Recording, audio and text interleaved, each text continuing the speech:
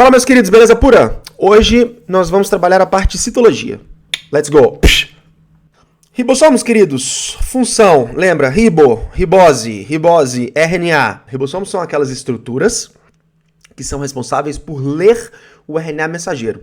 Então, lembrando lá da aula de síntese proteica, o ribossomo lê o RNA mensageiro, o outro RNA chamado de transportador traz os aminoácidos para o ribossomo sintetizar a proteína, enquanto que o ribossomo, estruturalmente, ele é feito de RNA e proteínas.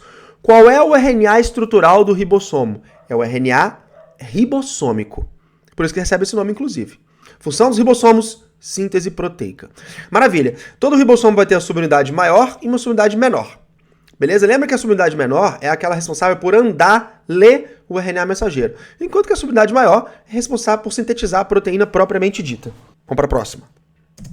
Retículo endoplasmático, retículo é diminutivo de rede, endo é dentro, plasmático, membrana. Então é uma rede de membranas internas. O que faz essa rede de membranas internas? Duas coisas. Se tiver associado com ribossomos, essa rede de membranas internas vai ser chamada de, vai ser chamada de retículo endoplasmático rugoso ou granular. Bom, se ele está cheio de ribossomos, que são os grânulos, você vai associar a função do retículo rugoso com ribossomos, que é o quê? O que faz um ribossomo? Proteína. O que faz uma rede de ribossomos? Uma pancada de proteínas.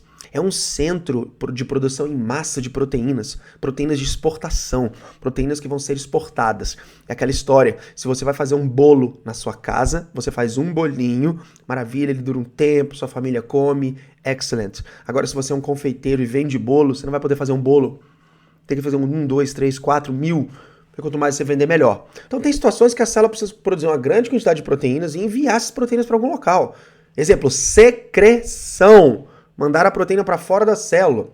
Alguns livros gostam muito de colocar a função de transporte. Sim, transporte, porque toda a proteína produzida aqui, absolutamente toda, vai parar no complexo de Golgi. Bom, retículo liso. Aí é mais fácil, lembra? Liso, lipídeos. Tento usar isso como manha para você, tá? Retículo liso é basicamente uma rede de membrana. Aí não tem ribossomos? Não. O que faz uma rede de membrana, então, que não tem ribossomos? Bom, faz membrana. Aonde mais eu vou produzir membrana plasmática do que numa rede de membranas? Pegaram a ideia? Então, ou seja, tem situações que a célula precisa aumentar de tamanho, quando ela está crescendo. E quando a célula está crescendo, como é que faz mais membrana? É o retículo liso que faz. O retículo liso faz uma bolsinha de membrana, manda para a membrana. Na hora que manda essa bolsinha para a membrana, gruda e plup, junta com a membrana e aumenta o tamanho da membrana da célula. Estressa não, tá? É muito comum. Vocês já viram que teve uma aula uma vez que eu gravei de luva, que eu tinha cortado meu dedo, né? Era esse. Eu cortei de novo, mas agora foi esse.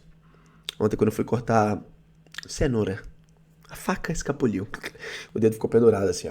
Não, tô brincando, mas foi um cortezinho que não interessa para a aula. Na verdade, o que vocês querem é matéria. O que vocês querem é conteúdo. Não é para isso que vocês estão aqui me assistindo? Então vamos lá. Retículo liso. Primeira função, produção de lipídeos. Inclusive os fosfolipídios. Lipídios de membrana. O retículo liso tem uma outra função interessante, que é o quê? Desintoxicação celular. Como ele é uma rede de membranas, você pode mandar substâncias tóxicas para lá, deixar um complexozinho enzimático para degradar essa substância. Um exemplo clássico é o álcool, tá? Degradação do álcool. Daí você pensa, células que servem para degradar substâncias tóxicas que eventualmente estejam no seu sangue vão sempre ter um retículo liso mega desenvolvido. Exemplo clássico, célula do fígado. Tenta imaginar o complexo de Golgi como um centro de processamento de substâncias, tá? Principalmente proteínas. São várias bolsas, Então aqui eu tenho a bolsinha inicial, aqui eu tenho face cis, né? A bolsa maior, outra bolsa, depois aqui no final brotando bolsinhas menores na face trans. Galera, membrana sempre interage muito bem com membrana. Então, quando você junta uma bolsa com outra bolsa, você vai ter uma só.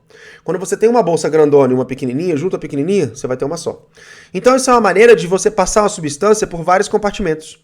E esses compartimentos vão estar equipados com enzimas para modificar as substâncias que estão passando lá. Vou usar um exemplo. Lembra de glicocálix? Lembra que muito do glicocálix é formado por glicoproteínas. O que é uma glicoproteína? É uma proteína associada com um carboidrato. O ribossomo não sabe fazer isso. Portanto, Portanto, se eu fizer uma proteína num ribossomo livre, ribossomo está livre, ela jamais será glicosilada. Aí tem muitas proteínas que não precisam ser glicosiladas, não tem problema. Agora, se eu precisar, tá, que as proteínas sejam glicosiladas, eu vou ter que produzi-las no retículo rugoso, porque toda proteína que é produzida no retículo rugoso passa pelo complexo de Golgi. E ao passar pelo complexo de Golgi, ela vai brotar aqui numa bolsinha, que é justamente o que os livros gostam de usar como função primária, produção dessas vesículas, bolsas de secreção, vesículas de secreção. A vesícula de secreção é uma bolsinha que vai ser secretada. Centro de processamento de substâncias, e ele pode processar inclusive carboidratos, tá? Não é só proteínas. Por exemplo, na célula vegetal, é dentro do complexo de Golgi que é produzido celulose para fazer parede celular. Produção de vesícula de secreção. Vamos lá, se ele produz bolsinhas com proteínas, tem uma organela que a gente vai falar já já, que é uma bolsa cheia de enzimas digestivas, que é um lisossomo. Né? Se o lisossomo é uma bolsa cheia de enzimas, bom, onde é que você produziu uma bolsa cheia de proteínas? É o complexo de Golgi. Porque você empacotou as proteínas e deixou ele dentro da célula. Lisossomo. O acrossomo, clássico de provas também, galera, que é aquela bolsinha de enzimas que fica na cabecinha desse espermatozoide. Desculpa. E o acrossomo, essa bolsinha que fica na cabecinha do espermatozoide, responsável pela fecundação, responsável por degradar uma estrutura protetora lá chamada de zona pelúcida dos ovócitos. Bom, é uma bolsinha de enzimas? Bom, então bolsinha de proteína só pode ter sido feita no complexo de Golgi. Proteínas de uso interno da célula, que ficam ali no citoplasma, que não tem que ser glicosiladas, que não tem que ser colocadas dentro de bolsas, elas são produzidas em ribossomos que estão livres. Agora, se eu precisar de algum tipo de modificação nessas proteínas, eu vou produzi-la no ribossomo que está associado com o retículo endoplasmático rugoso. Síntese de polissacarídeos, o exemplo de celulose, também é uma função do complexo de Golgi. Isso aí, se cai em prova, geral erra. Então vamos lá, galera. A palavra lise significa quebra, somo significa corpo, então lisossomo é um corpo responsável pela quebra. Como assim pela quebra? Uma bolsinha, ó, uma bolsinha de enzimas digestivas. Então, por exemplo, vamos imaginar uma célula comendo, como por exemplo uma ameba, que é um protozoário, emitiu lá seus pseudópodes, englobou uma bactéria. Na hora que englobou uma bactéria, como é que essa bactéria vai ser digerida e as substâncias aproveitadas? Aqui dentro. Então é uma bolsinha de enzimas. Por que essas enzimas ficam compartimentalizadas? Porque essas enzimas, galera, tá? São proteases, lipases, carboidrases, quebram um bando de coisa. Não pode deixar livre na célula, porque senão começa a quebrar a nossa própria célula, tá? Então vamos lá, função do lisossomo, digestão intracelular. São bolsinhas com enzimas, ok? Aí esse desenho clássico aqui, ó, que sempre é cobrado, né? Por exemplo, partícula alimentar, aí veio aqui, foi fagocitada, blum. Aí eu tenho aqui o fagossomo. Fagossomo também pode ser chamado de endossomo primário, porque é o primeiro, tá? Ou fago, porque entrou por fagocitose. Aí vou juntar com o lisossomo. Na hora que junta com o lisossomo, isso aqui pode ter 3 nomes. O vacúolo digestivo, que é o nomezinho mais comum, tá? Vacúolo digestivo meio que já te entrega o que o troço tá fazendo, né? O que ele tá fazendo? Digestão, né? Vacúolo digestivo responsável pela digestão. Mas ele também pode ser chamado de lisossomo secundário. O lisossomo primário é só o lisossomo. O lisossomo secundário seria o quê? O lisossomo já digerindo alguma coisa, né? Bom, mas se você chamou esse primeiro aqui de endossomo, você vai chamar esse aqui de endossomo secundário. Esse aqui de endossomo primário, né? E esse aqui de endossomo secundário. Depois que termina de digerir, galera, as partículas importantes, glicose, aminoácidos, água, essas minerais, passam pela membrana, são transportadas e são jogadas para o citoplasma da célula. Olha que maravilha, nutrientes. O que a célula não aproveitou, que ela não pegou de jeito nenhum, continua dentro da bolsinha, é o vacúolo residual, que é mandado para fora da célula, por um processo semelhante à secreção, exocitose. Só que você não vai poder chamar de secreção, por quê? Porque secreção é quando você está colocando para fora alguma coisa importante. E plasmocitose é quando você está colocando para fora algum lixo, tá? Defecação celular. O lisossomo é responsável por 2 coisas aqui que sempre caem em prova. A autofagia. A autofagia é quando a célula está digerindo a si mesma. Digerir a si mesmo, galera, é quando tipo, tem uma organela velha ou um pedaço de uma célula que ela não está usando mais. Ou, olha que legal, quando a célula está com falta de nutrientes e ela precisa diminuir de tamanho. Porque ela não está conseguindo se manter com aquele tamanho todo. Aí o que acontece? Quando ela está com falta de nutrientes, precisa diminuir de tamanho, ela vai se autodigerindo, sem morrer, galera. Só diminuindo de tamanho, reaproveitando substâncias. Isso é autofagia. Tomem cuidado, autofagia não é acidente, autofagia não é morte celular. Autofagia é a célula digerindo parte de si própria, para um bem da célula, para um bem dela mesma. Autólise, galera, aí sim. Autólise é algum acidente, alguma coisa que proporcionou um rompimento do lisossomo. Pode ser uma doença genética, um problema genético que a pessoa já tem, tá? De rompimento do lisossomo, que é no caso aqui da doença de Tay-Sachs. Ou pode ser aqui o exemplo clássico cobrado em provas da silicose. Quando a pessoa começa a assimilar ali uma série de vapores tóxicos em minas de carvão, aqueles mineiros lá trabalhavam em mineradoras, sei lá, durante muitos anos, depois já com 50, 60 anos de idade, a pessoa está com uma série de problemas respiratórios por conta de ter inspirado esses vapores tóxicos, tipo sílica. Daí por isso o nome silicose. A apoptose não tem nada a ver com isso aqui. A apoptose é a morte celular programada. Os peroxissomos são estruturas parecidas em termos assim de forma, são parecidas com os lisossomos. Só que peroxissomo tem uma porrada de outras funções. São organelas específicas para desintoxicação celular, ou seja, para limpeza da célula. Agora, além de serem de desintoxicação, peroxissomos também são responsáveis pelo metabolismo de lipídios grandes, de moléculas de lipídios maiores que não dá para entrar direto na mitocôndria. Por exemplo, um ácido graxo pequeno entra na mitocôndria, a própria mitocôndria que degrada. Agora, uma molécula muito grande, um triglicerídeo, uma gordura trans, essas paradas aí muito doidas, o peroxissomo vai ter que quebrar. Fora que o nosso grande exemplo de desintoxicação celular é a quebra da água oxigenada, utilizando a enzima catalase. A água oxigenada é ruim, galera, porque ela é instável. E ao liberar um oxigênio livre aqui, querendo fazer uma ligação com qualquer coisa que ele encontrar pela frente, o que vai acontecer? A gente chama essa estrutura aqui de radical livre.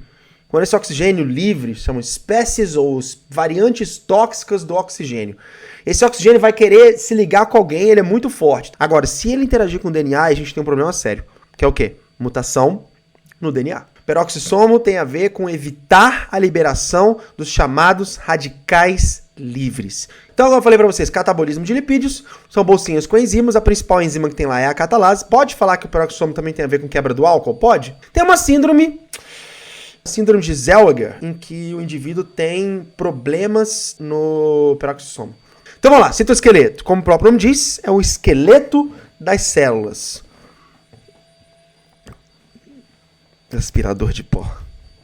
É o esqueleto das células. O esqueleto das células é essencialmente proteico. Então o esqueleto da célula é um esqueleto proteico. Vamos dividir aqui em 3 grandes grupos. Microfilamentos são os menores, são chamados filamentos de actina. Filamentos intermediários, é o meio termo aí, como por exemplo a gente pode ter a queratina, que é uma proteína de impermeabilização da nossa pele.